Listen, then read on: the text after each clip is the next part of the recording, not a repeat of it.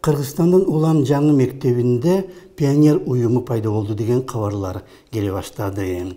Кыргыздардын гана эмес, башкалардын дагы көзү желкесинде сыяктуу. Бирок 19 май күнү Бишкекте өткөн салтанаттык жыйында Орусиянын Санкт-Петербург шаарынан келген коноктор отурган дейт. Ошол эле күндөрү Бишкекке америкалык мамлекеттик катчынын жардамчысы келгенде болсо, ага бул жерде суутуп коюптурбу деген кабарлар чыккан.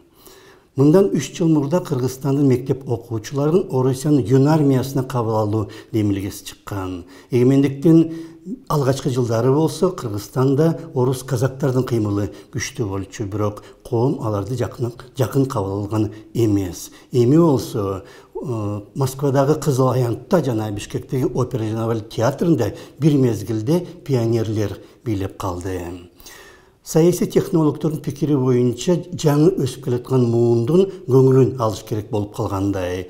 Жана эми бир нече жылдан кийин эгерде Кыргызстанга каршы атайын аскерий операция башталса, ага чейин өсүп калган пионерлер аларды гүл менен тосо алабы?